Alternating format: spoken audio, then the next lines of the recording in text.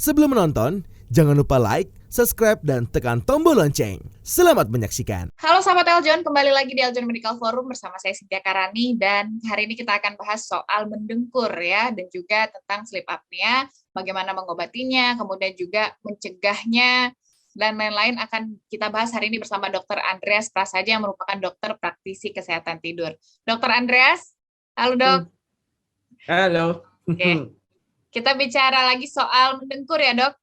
Oke. Nah, untuk komplikasinya dokter, mendengkur ini komplikasinya apa saja tadi dokter?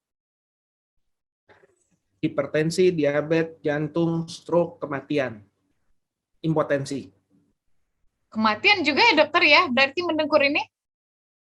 Ya, gini, saya yakinkan tidak mungkin gara-gara ngorok ini mati gitu nggak napas lagi, enggak. Karena di dalam tubuh kita nih ada pengamannya.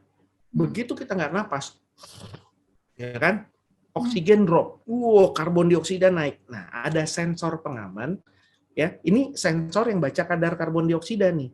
Begitu, tek, kesenggol, nah dia kirim sinyal ke otak, bangun napas. Nah, itulah makanya bangun tidur lagi, seperti itu berulang kali.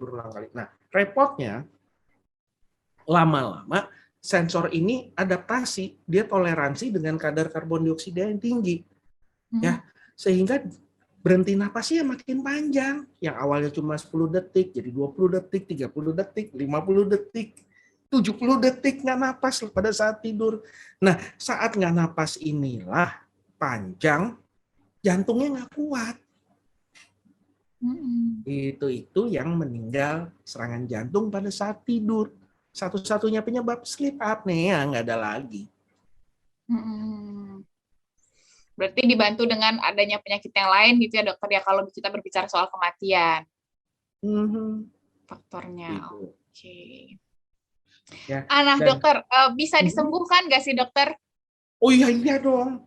Bisa ya dok. Jadi pertama tahapannya ya, kalau mendengkur ya terus tentu kita perlu pemeriksaan terlebih dahulu ya.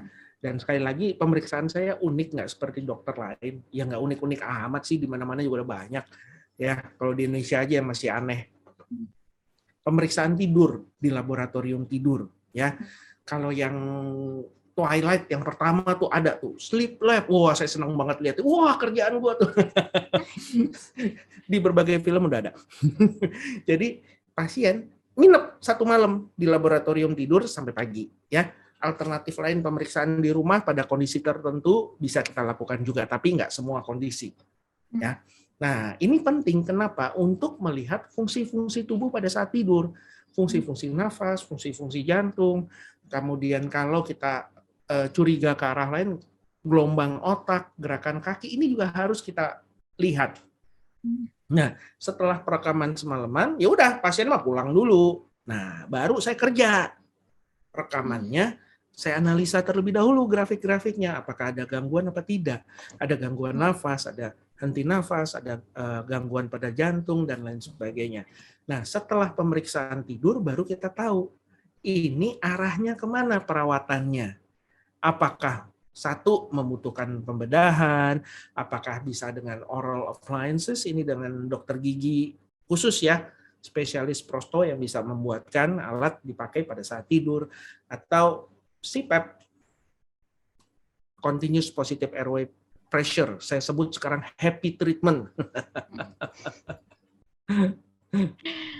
Oke. Kalau pemasangan alat yang di belakang dokter itu apa namanya dok? CPAP, continuous positive airway pressure. Nah, kalau yang sudah nonton Spider-Man, No Way Home, ada tuh satu adegan happy tidur dia pakai. Oh iya. Makanya happy treatment. Oke, makanya namanya happy ya dokter ya. Ya, jadi gini, kalau untuk orang kita memang ada mesin, pakai masker, bayangannya udah kayak orang sakit gitu ya. Ya jujur aja, mama saya juga dulu pertama kali ngelihat saya pakai itu nangis, dikirain sakit apa gitu kan, serem. Yeah.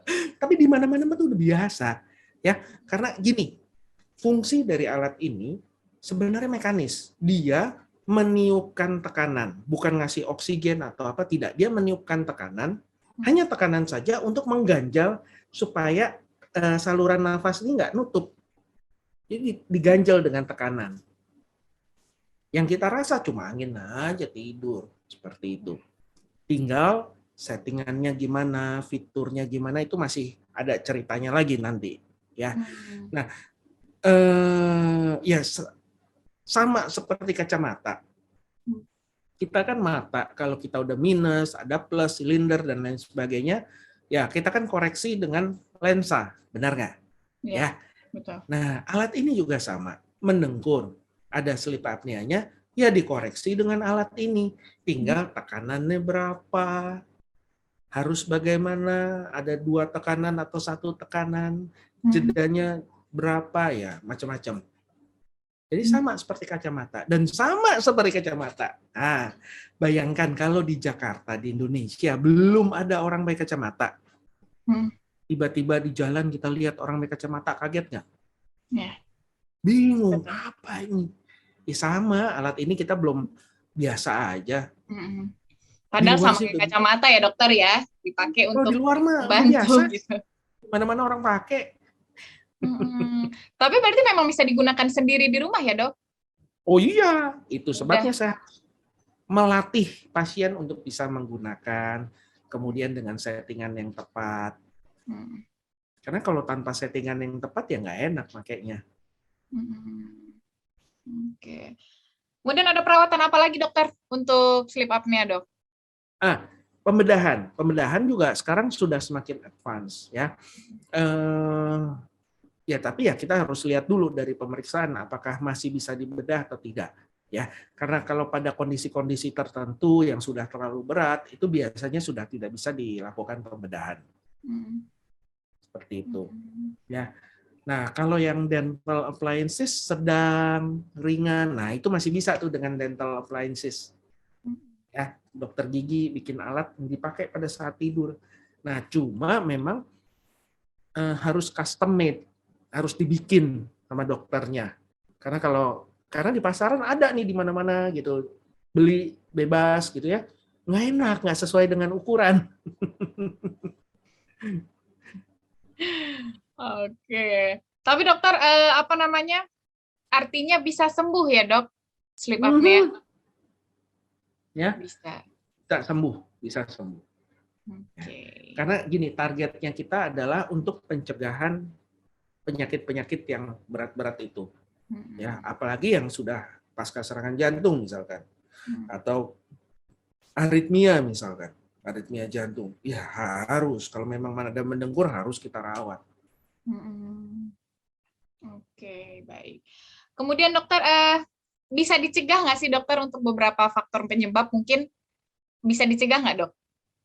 Tidur mendengkur. Pencegahan yang kita nggak bisa cegah, umur, kita nggak bisa apa-apa kan. Tapi kegemukan kan kita bisa kendalikan, usahakan. Ya nggak, rokok, vape, ya udah stop. Itu. Ya. Nah, tipsnya kalau yang baru ketahuan ngorok misalkan, ya belum ada waktu untuk diperiksakan, yang bisa dicoba dulu itu adalah tidur miring. Ya. Karena kalau kita terlentang, lidah jatuh ke belakang, nutup. Sedangkan kalau miring, lidah jatuh ke samping sehingga masih ada udara yang lewat. Ya, atau bisa dicoba dengan setengah duduk, kira-kira 15 derajat, 20 derajat, jadi diganjel bantal banyak, bukan di leher, tapi di pundak sini nih. Ya, sehingga posisi tidurnya tinggi. Ya, tentu untuk jangka panjang ini nggak sehat untuk tulang punggung, but pertolongan pertama lah. Ya, kalau mau coba, kemarin sempat populer di plaster, silakan coba aja.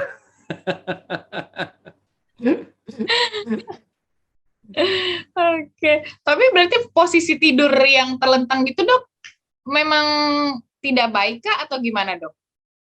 Kalau Ya, untuk para kalau tidak ada sleep apnea sih baik-baik aja.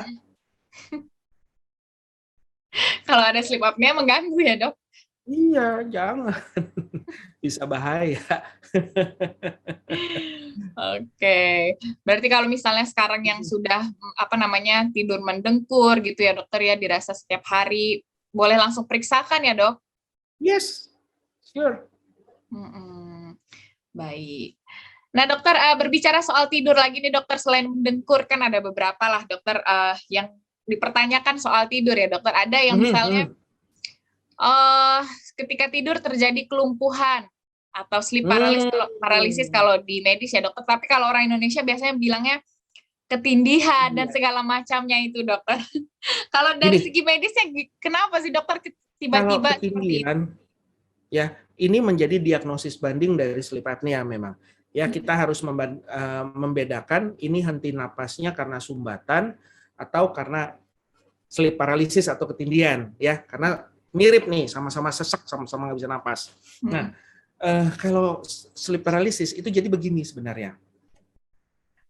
Ada tumpang tindih, gelombang otak terjaga, dan mimpi. Ya, jadi orangnya setengah mimpi, setengah sadar. Nah, begini penjelasannya. Tidur mimpi itu yang paling penting untuk otak kita. Paling penting. Performa kita, produktivitas kita, kemampuan berhitung, daya ingat, kreativitas, stabilitas emosi yang bikin kita tetap waras, itu tidur mimpi. Oke. Sedemikian pentingnya tidur mimpi, kalau kita tidur nih, kalau kita kurang tidur yang ekstrim, kurang tidur misalkan 4 malam, tidur cuma sejam 2 jam gitu kan, ekstrim, kurang tidur banget. Nah, karena pentingnya tidur mimpi ini, begitu ada kesempatan tidur, dia balas dendam. Mimpinya dibanyakin dulu, rebound. Ya. Nah, harusnya tidur itu dari terjaga, tidur ringan, sedang, mimpi dalam, kayak gitu, naik turun. Nah, ini terjaga, langsung mimpi. Setengah sadar, setengah mimpi. Nah, akibatnya, ada 2 hal yang khas pada tahap tidur mimpi. 1, ada mimpi kan? Jadi setengah tidur, setengah sadar, setengah mimpi. Wah, lihat yang serem-serem. Ya, khas ada sosok lain di dekat dia. Tergantung latar belakang kebudayaan. Ya, masing-masing negara kan masing-masing kebudayaan setannya sendiri-sendiri. Ya, macam-macam. Ada yang lihatnya alien, ya bebas-bebas aja lah. Ya. Nah, kedua yang khas adalah lumpuh tidur. Ini sebenarnya mekanisme pengaman. Supaya badan kita tidak bergerak-gerak mengikuti isi mimpi, badan kita ini dibikin lumpuh. Dibuat lumpuh sehingga setengah sadar, setengah mimpi, lihat yang serem-serem nggak bisa gerak. Wah, otot-otot besarnya lumpuh. Termasuk otot pernafasan ekstra, yaitu untuk napas dalam nggak bisa, tuh lumpuh. Ya, yang berjalan adalah otot pernafasan yang otomatis, yang biasa, yang lembut tuh tetap jalan. Nah, yang kuat. Nah, akibatnya apa? Yuk, kayaknya berat, nggak bisa tarik napas, mau lari nggak bisa, serem. Ya itulah. Kalau mengalami itu, 1, ini kurang ketindihan nih, sleep paralysis, ya udah santai aja, lanjut tidur. Mau bangun ya silahkan. Tapi ya nggak ada apa-apa kok, santai aja. Tapi ingat, kalau Anda mengalami ini berarti sedang dalam kondisi kurang tidur yang ekstrim. Pada saat terjaga, jangan berkendara, itu 1. Ya. Kedua, jangan mengambil keputusan penting. Ya. Jangan bangun-bangun emosi, putus. Ya, udah aneh nyesel.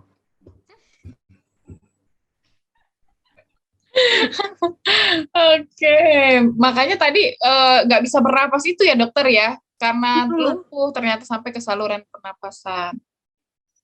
Nah itu memang harus kita bedakan. Karena kalau sleep paralysis 1 bisa karena kurang tidur yang ekstrim, saya bilang tadi.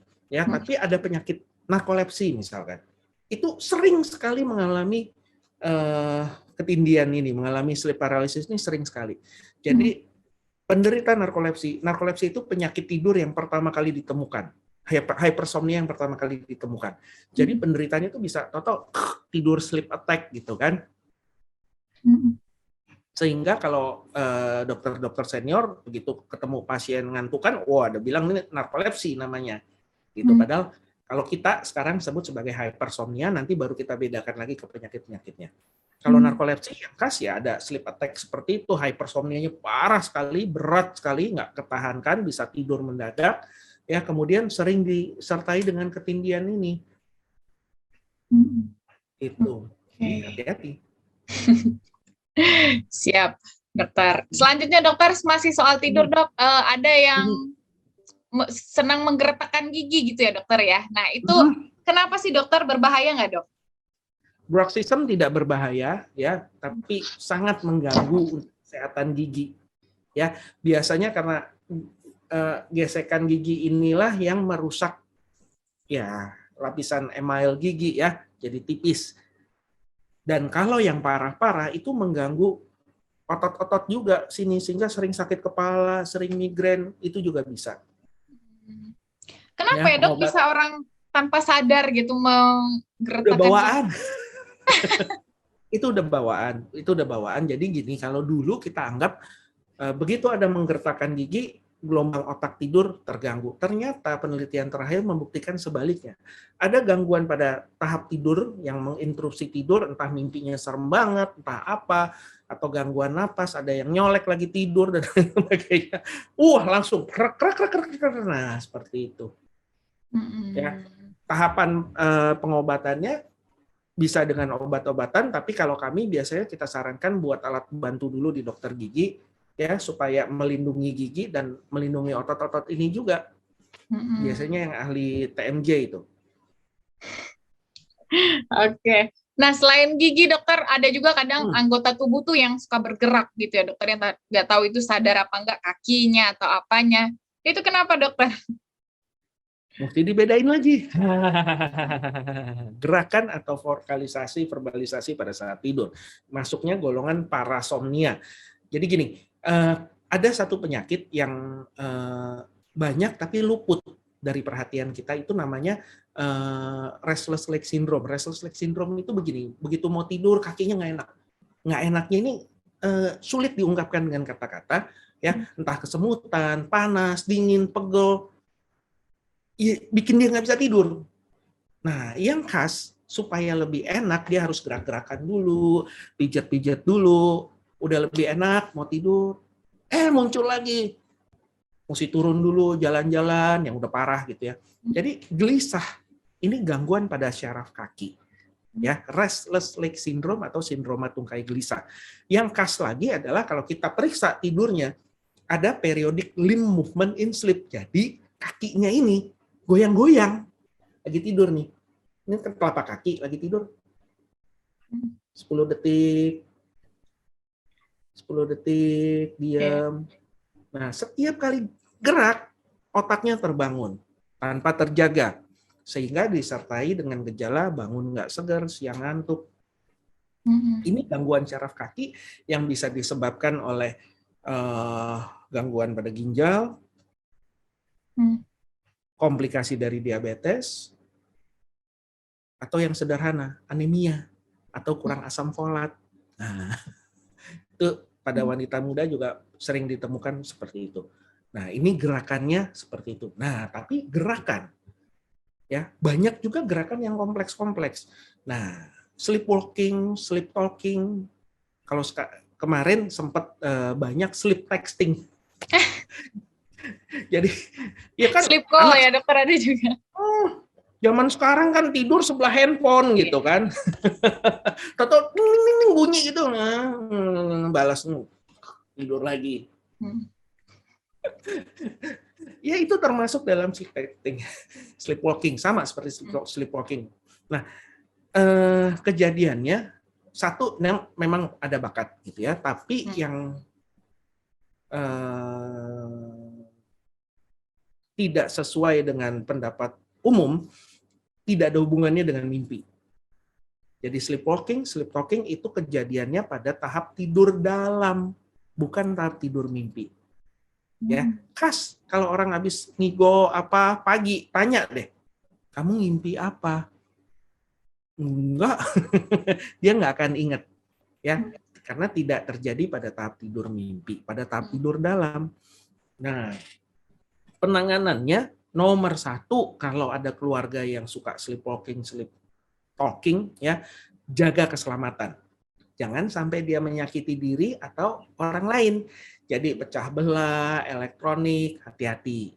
Jangan di bawah colokan, di atas ada gelas yang gampang tumpah, bisa konslet. Perhatikan hal-hal sepele seperti itu. Ya, karena bisa kejadian. Ngeri juga ya. Nah, kita pengalamannya yang dulu itu ada yang tengah malam dia duduk, buka mata. Orang sleepwalking tuh buka mata, jadi kayak sadar. Diajak ngomong nggak respon, dia turun gitu kan. Turun ke bawah, ke dapur, buka lemari, nyalain kompor, dia masak Indomie. Matiin kompor, dia makan. Habis makan balik tempat tidur. Wah, nggak bisa kurus tuh orang. Ya, kadang dia bangun dengan bungkusan macam-macam remah-remah gitu. Sleep eating gangguannya. Ya, ini bisa diatasi kok. Nah, biasanya sekali lagi ini pada ada bakat gitu ya, tapi kita tahu pemicunya adalah utang tidur. Ya, jadi selain jaga keselamatan, tambah jam tidur. Ya, sebelum menambah jam tidur ya tentu saja tidurnya kita buat teratur dulu rutin gitu ya, baru nanti ditambah jam tidurnya. Ini akan membantu mengatasi. Nah, ini kita buktikan kalau anak-anak parah gitu kan. Kemudian begitu usia sekolah hilang, nanti remaja kurang tidur lagi, muncul lagi. Variasinya banyak. Kalau pada orang tua, misalkan yang khas gini, dia violence gerakannya, nendang, mukul, berkaitan dengan mimpi. Mimpinya juga violence, diserang orang. Yang jadi korban kan pasangan. Iya nggak? Nah, ini berkaitan dengan mimpi. Dia ingat mimpinya violence. Ya, ini namanya REM behavior disorder, khas pada orang tua dan gangguannya pada tahap tidur REM, tidur mimpi, bukan tahap tidur dalam. Nah, ini kita harus hati-hati. Kenapa? Karena bisa berkaitan berlanjut pada penyakit-penyakit syaraf degeneratif seperti Parkinson, Alzheimer's disease. Harus diatasi secepatnya. Ya. Oke. Masih banyak. Ini satu lagi dokter, yang terakhir nih mengeluarkan liur saat tidur, Dok. Ini gimana, dokter? Nah itu, plester aja biar rapat. Biasanya yang paling banyak itu adalah anak-anak, misalkan giginya, susunya baru tanggal, sehingga nggak rapat lah intinya. Obatnya apa ya? Dirapetin. Oke. Siap. Terakhir, dokter, gimana caranya meningkatkan kualitas tidur nih, dokter? Merem. Kalau melek kualitas tidur jelek. Jadi gini, untuk kualitas tidur yang baik, kita harus paham prinsip-prinsip tidur ya. Untuk bisa tidur, kita tuh perlu ngantuk, itu semua orang tahu. Nah, ngantuknya itu dari mana?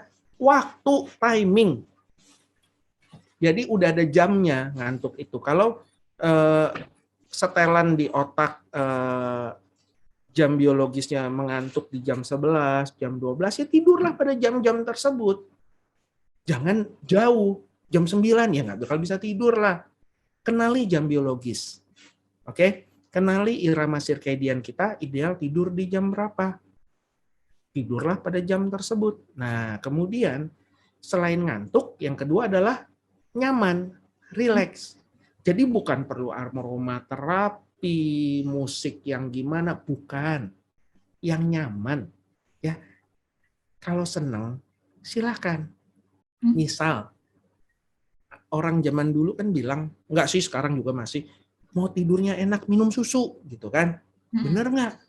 Ya tergantung. Kalau doyan, enak. Tidurnya enak.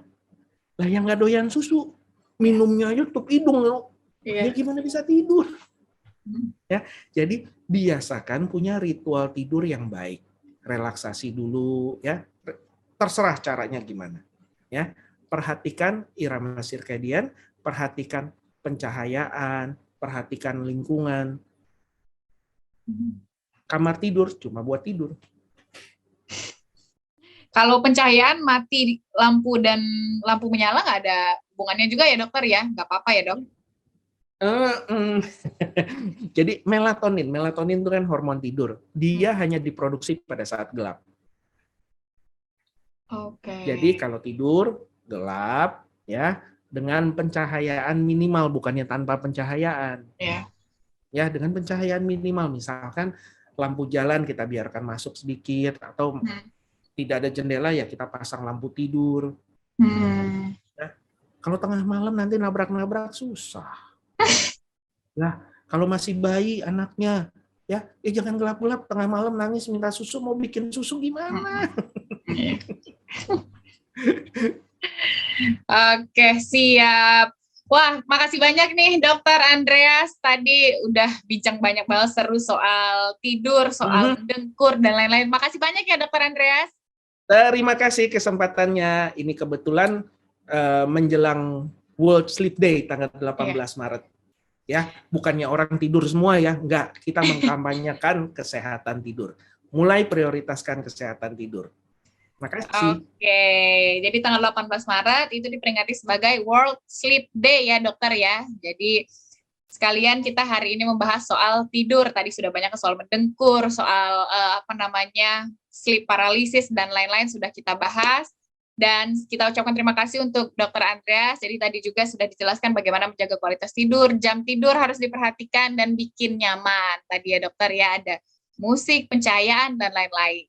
Semoga bermanfaat dan berguna untuk kita semua, apalagi yang punya mendengkur tadi ya saat tidur, boleh diperiksakan langsung dan juga boleh ditanya-tanyakan apakah itu sudah parah atau tidak. Terima kasih, semoga berguna dan juga bermanfaat. Saya Cynthia Karani dan juga Dr. Andreas Prasaja, dokter praktisi kesehatan tidur, pamit undur diri. Sampai jumpa.